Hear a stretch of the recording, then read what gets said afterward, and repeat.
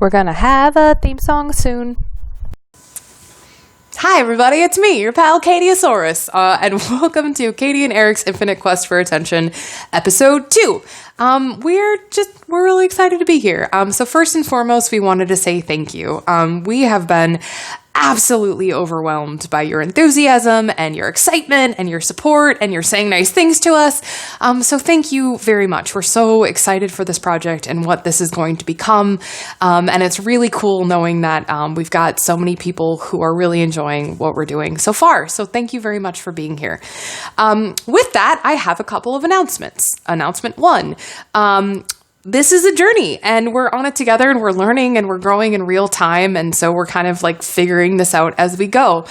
So perhaps most importantly, we're now available as a podcast on Spotify and Apple Podcasts and a whole bunch of other ones. So that's cool and neat.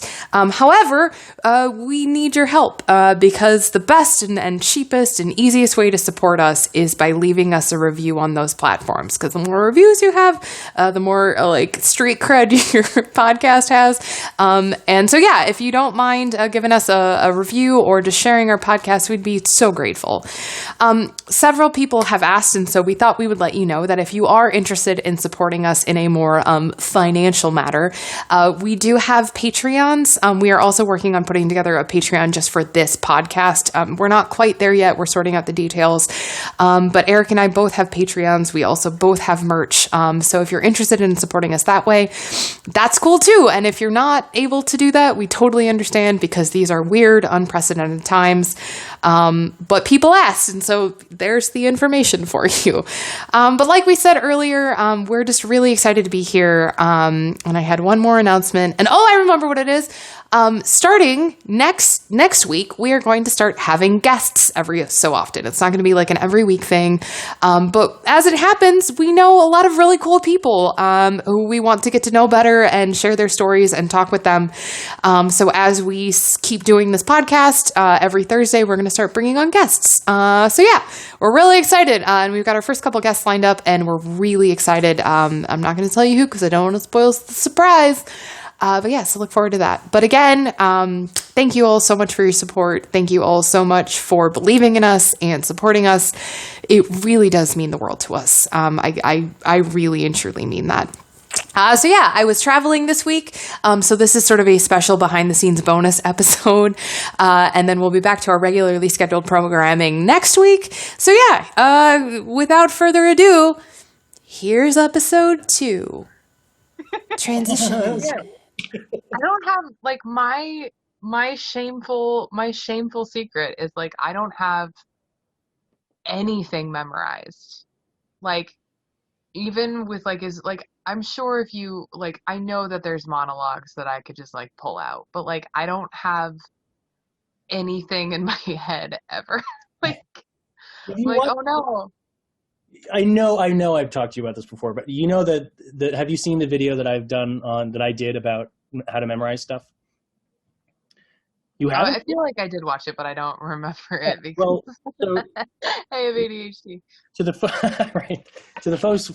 folks watching at home, are we going to do that? Are we going to actively reference? Yeah. Well, no, actually, I'm going to. To the folks watching at home, who haven't, oh God, let's edit that out. Jesus. So it was a technique that I learned when I was studying classical music, when I was playing classical music, which is to memorize it backwards, essentially. If it's a poem. I have talked about this because that's how I memorize Shakespeare. Right, because you said that you did it. Yeah. So you memorize the last line. So you don't memorize it word for word backwards, although I totally suppose you could. So you memorize the last line, which is like, yeah. I don't want to qualify it and say it's easy, but it's easier than memorizing the whole fucking thing, that's for sure. So memorize the last line, like over and over again, announcing your place in the family of things. Or perhaps make it even smaller, just like the family of things, your place in the family of things, announcing your place. That way you're always moving into something that you're more confident with. Because if you ever tried to memorize something, if you tack on another line, like you have a block memorized and you tack on the next line, you have to start at the beginning and go, and then by the time you get there, it's been like a while since you thought of that because it's at the end.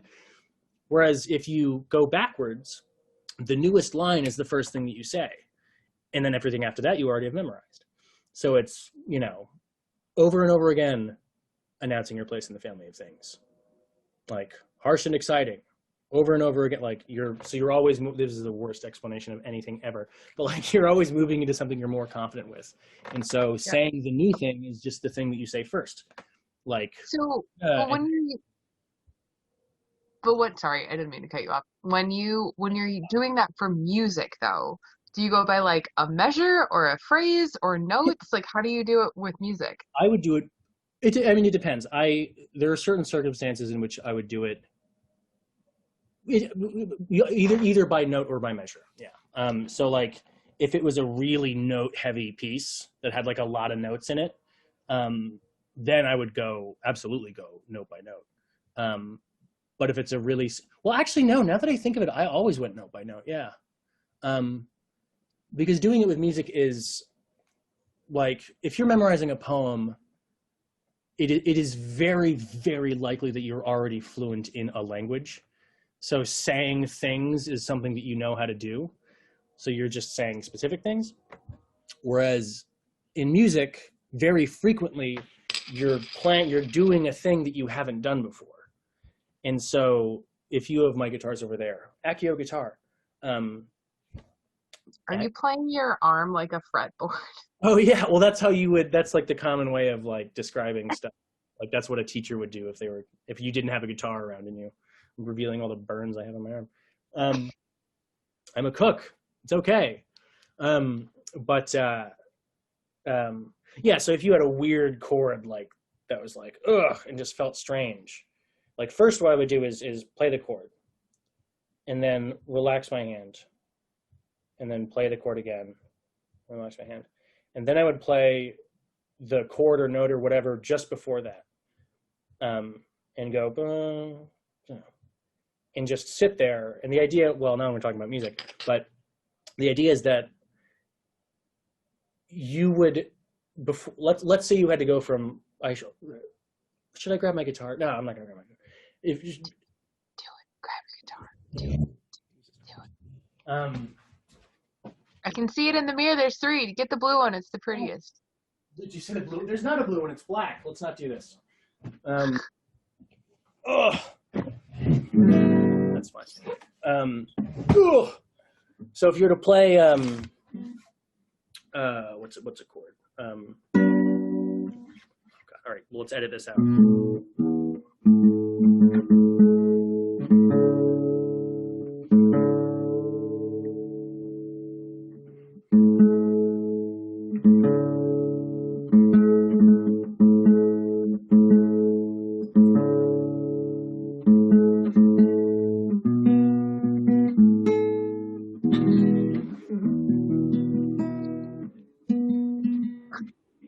So anyway, here's Wonderwall. So anyways, here's Wonderwall. But so if you were playing this chord, which also I have something to say about this chord, but and you had to play it from here.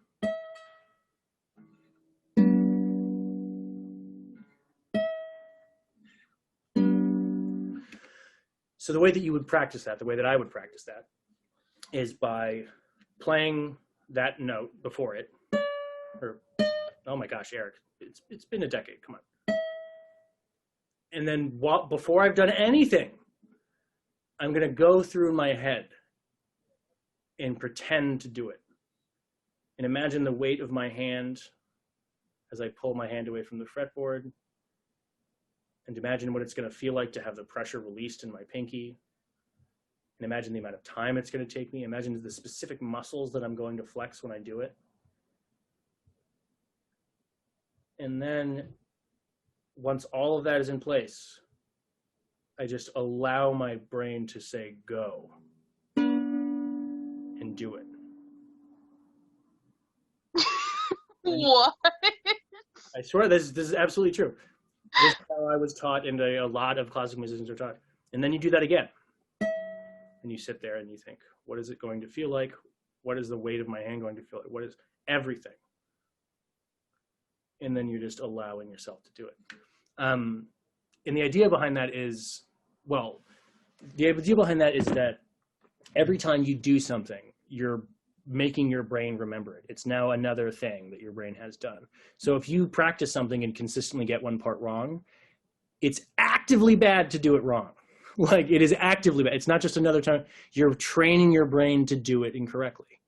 So it's better to do whatever you have to do it exactly correctly, and only exactly correctly, ever, so that you're strengthening those neural connections and all of that, and not the ones that are wrong. So like a sort of a joke, I don't know if this is a common joke, but it was a joke between me and my friends.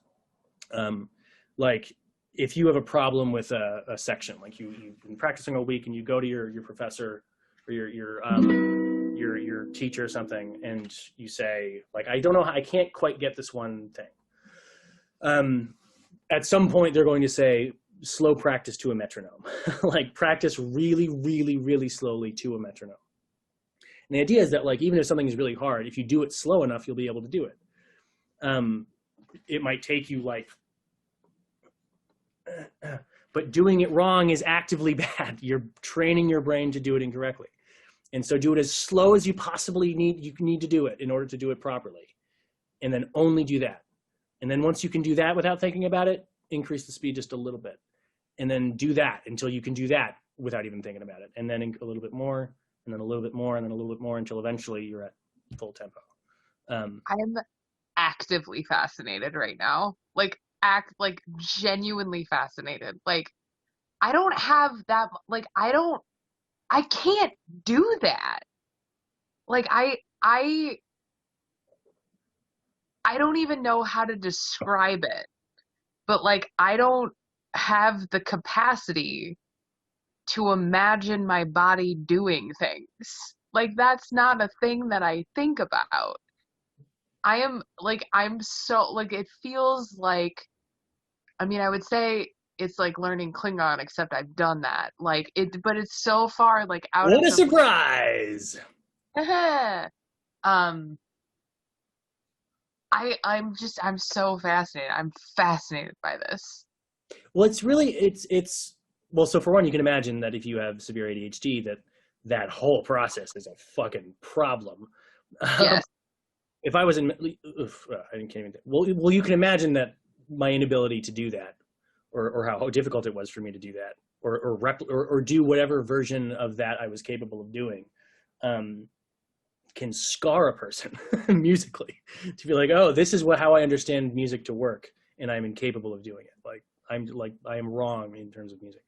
I mean, of course, I'm wrong to think that. Like, but you know, the best decade of my life, or 8 years of my life, has been me hopefully, like, you know, training myself out of thinking that there is an exact proper way to play music, and you know, and if you're not doing that, then you're wrong. Mm-hmm. But so, yeah, ADHD. That's kind of why when Aaron asked us about ADHD and music, like, I was like, oh God, like, I'm going to talk for a long time, or I'm not going to talk at all. Holy shit. But it's very, I mean, it makes me think of mindfulness, is what it makes me think of, is when you're in that mode and you're trying to practice like a thing. Like, there's a piece that goes like this. Again, it's been 8 years, bear with me.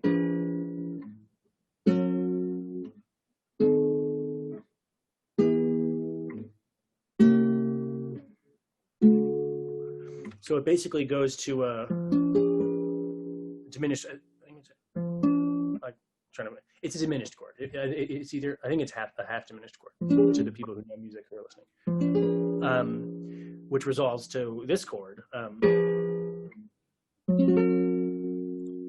which can then turn into a diminished chord like this, or anyways, but those chords are the same all the way down. But it sort of musically, mathematically works. Oh God, but I had to do it that fast. Actually, it was faster than that. It was bat, bat, bat, bat, bat, bat. And so I spent a very long time in a small concrete room. Every practice room had a mirror in it. It was exactly that mirror, actually, when I think of it. So you could sit in front of it and watch your technique, and that was it. Well, they all had pianos too. So they had a piano and a mirror, and a chair. But anyway, so yeah, I had to practice going from this chord, and then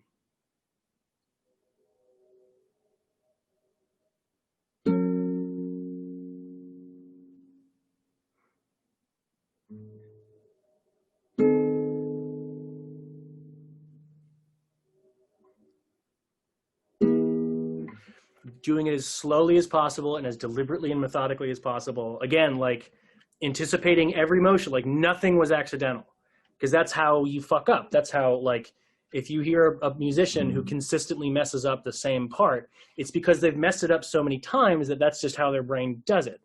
They're not training themselves from zero anymore, zero to correct. They're training themselves from incorrect to correct. So the idea is not just to learn the piece, although of course that's the goal. It's to avoid learning it the wrong way, because then you've lost ground.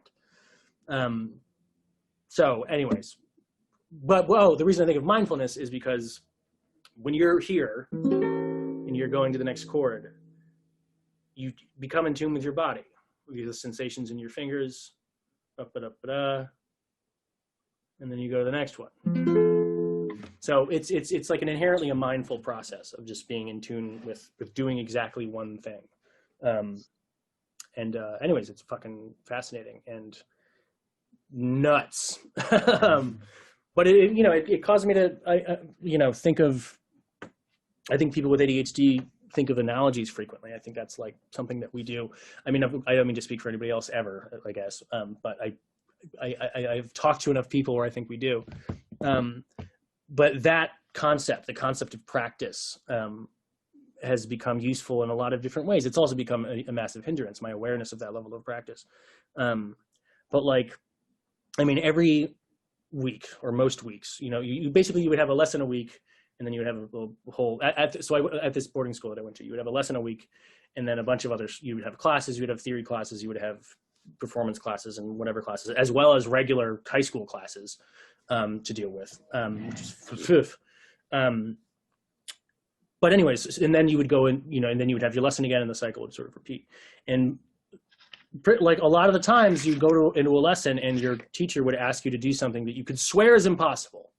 They would go, here, reach your fingers from like here to like there. And you're like, oh, I can't. Like, and your brain, you're like, my fingers are too small. I can't. And you rationally think that. It's not an irrational thought to think you can't. And then they go, well, look, my hands are smaller than yours, and I can do it. And then they do the thing. And so you're like, oh, it is possible. Stretching your fingers maybe isn't the best example, because that's sort of a literal technical feat. But like going from some insanely complicated chord to another insanely complicated chord, like that, there's no way that I could do this at the speed that is possible. But then they do it in front of you. And so they show you something impossible and say you have a week to learn to do it. And then you do, or you look like a giant asshole in a week. And so you're sort of consistently reaffirming that you think a lot of things are impossible that actually through deliberate practice are not impossible. And so it calls into question like what you think, what one thinks what I thought about like everything. What other things do I think are impossible that I actually could do if I just practiced and learned? And so like my idea, here we go. My idea of self shattered, like absolutely fucking shattered. Because what if my ADHD is just something that I could practice myself out of? What if my depression is something that I could practice myself out of? Right now, that seems impossible. Right now, being this is me at 16 thinking this, like that is unfathomable that could be the case. But my everyday life consists of truly believing something to be impossible, then watching somebody do it, and then prove to myself that I can through practice do it. So what other things? And so, I mean, that idea still absolutely haunts me to this day. Like for a long time and still now, like I can't fully accept that I just am a way, that I am Erik, that I am a self. I constantly think of myself as a person who has practiced, perhaps unknowingly, a certain set of behaviors and therefore exhibits those behaviors frequently. But if I did the analogous thing to playing classical music to my psyche and my behaviors, I could do things that I think are impossible, like training myself out of my depression or practicing myself out of my ADHD. And to a certain extent, I mean, you can't train or practice yourself out of ADHD. They're neural imbalances. Well, as far as I know, and as far as everybody that I've ever heard who knows about this knows.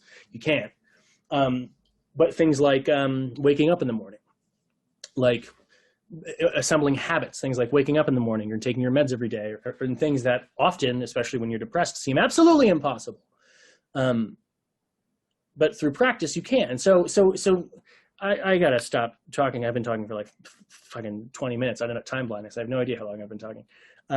But so it's very helpful in ways that sort of teach you to think, oh, the things that you think are impossible aren't. But there are also things that are impossible, and you need to accept that they are. I mean, it makes me think of the Lord's Prayer.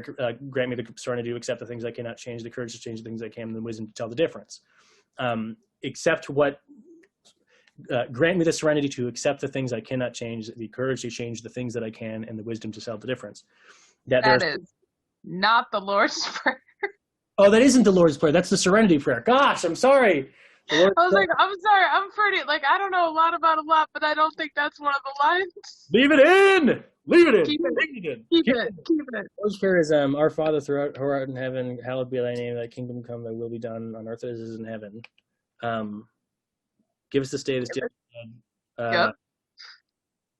And forgive us our trespasses as we forgive those who trespass against us, and lead us not through temptation, but to the kingdom of heaven it's our Father who art in heaven, hallowed be thy name. Thy kingdom come, thy will be done on earth as it is in heaven. Give us this day our daily bread. Oh God, I got so distracted in the middle of it that I forgot it. But shit. Oh, I was acting so smug too. And how does it feel? Hoisted on my own petard. But deliver us from evil. That's the line. It's the end. The end. Deliver us from evil. And then depending on what church you go to, they tack on the "for thine is the power and the kingdom" thing. But if you're Catholic, growing up, we didn't have that part. So. Oh, really? It just ends at "deliver us from evil"? Amen. Yeah, and then sometimes you'd mumble the last part, depending. And then I think they just changed the words too. There was like it's like, as we forgive those who. Like, there's new words, I'm pretty sure. My mom told me about this. Yeah,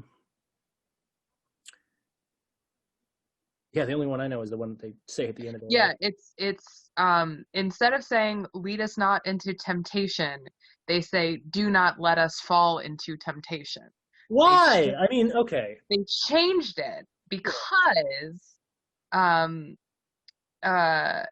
the Pope said he thought the English translation of the prayer was not correct, because our boy Francis, who we like Francis. We like Francis. It is not a good translation because it speaks of a God who induces temptation, but we are the one who fall. It's not God like pushing us into temptation. It's we falling into temptation. So they changed it to let us not fall into temptation. Well, I respect an accurate translation. That's I respect that. Yeah. Yeah, and so a father doesn't do that. The quote is, a father doesn't do that. A father helps you to get up immediately. It's Satan who leads us into temptation. That's his department. Is that really what Pope Francis said? That's what he said. I imagine it's a translation from Latin or from Italian. Maybe, I don't know. Catie and Erik in the morning. That's our morning show intro. Nice. Thank you. In morning. I truly think that Donald Glover is one of the great geniuses. Oh, he absolutely is. I was literally about to say the same thing. I was literally just about to be like, Donald Glover is so great. I think I'm grateful to be alive at the same time.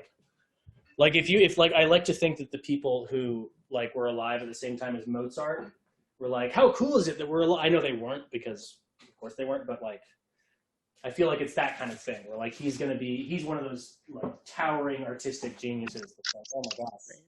Holy fuck. My favorite story about Donald Glover, I don't even know if it's true or not, but I heard it.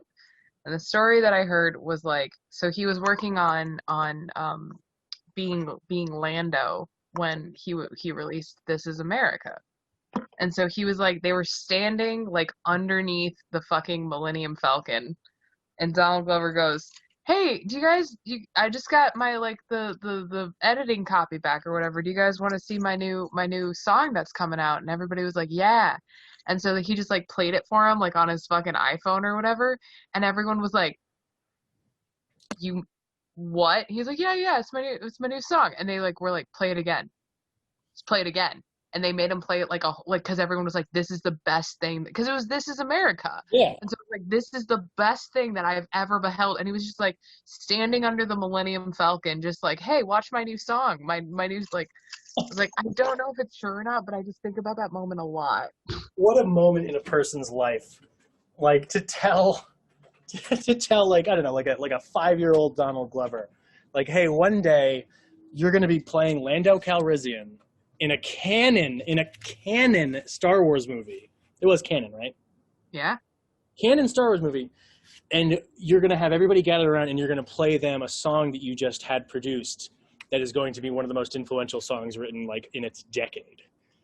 And you're going to be like 27 or something. Like, Yeah. It's insane. What the fuck? I think a lot. I think like I spend a lot of time thinking about how I will probably never get to be in a Star Wars movie. And I realize that's a silly thing to be sad about. But there's a large part of my heart that I've reserved for the grief that I feel about the fact that I will never be famous enough to be in a Star Think movie. Which is silly. But it's what I feel. So for one, it's not silly. I think life can be a hard, dismal thing, and the little things that like give us like it's okay to mourn for that. But also, like I feel like obligated to say that you absolutely do not have the data to say that you will never be in a Star Wars movie. Like that is a massive assumption.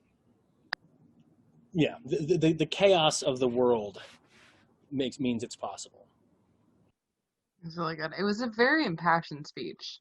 Yeah, it was. It was discursive and it was like there's a level of discursivity that I'll allow in my rants, but at some point it's like, okay, this rant is I'm missing because of how discursive it is. Have you ever played And Another Thing? Nope. So, And Another Thing is a drinking game that my friends and I like to play, and I think somebody on like Tumblr came up with it or something.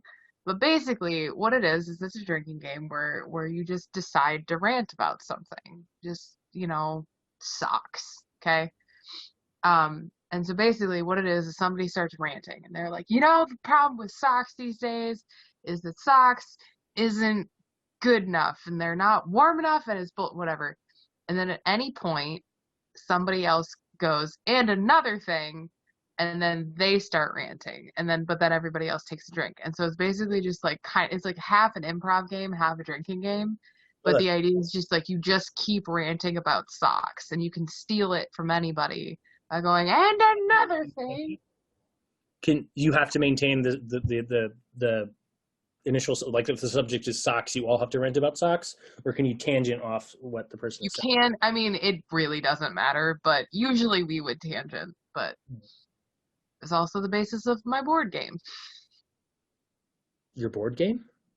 Oh God, I've never told you this story. Okay, I also have it, but it's a card game. But this is a whole thing. We should. I invented a game. Does it exist? It does exist. I can buy it. Can buy it. Fucking wait, Catie, wait. Let's do this later. Okay.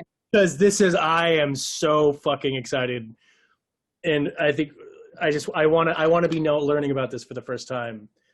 Okay.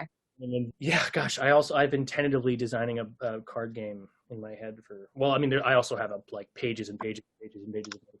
But if it were to be made, well, it would be successful. Mine is What's the name of your board game? Mine exists in the real world. Just don't tell me what is the name of your board game. It's If it's or something, if it's like Settlers of Catan, I'm gonna lose my fucking mind. No, it's not. It's called Betrayal at House on the Hill. No, it's not. It's not called that. That's like I thought you were gonna react. No, it's called Monopoly. No, I'm not gonna tell you because it's a punchline. It's part of the story. Is the name of the game. So I'm not gonna tell it to you. And saving it because So, but I'll tell you later.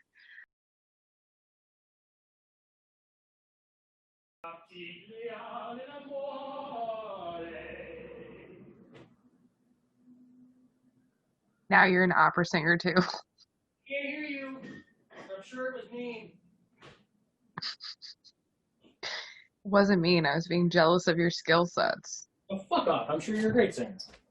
I'm a terrible singer. Oh yeah, give me an E2. I don't know. Play it for me. Ah, Nice. thank you.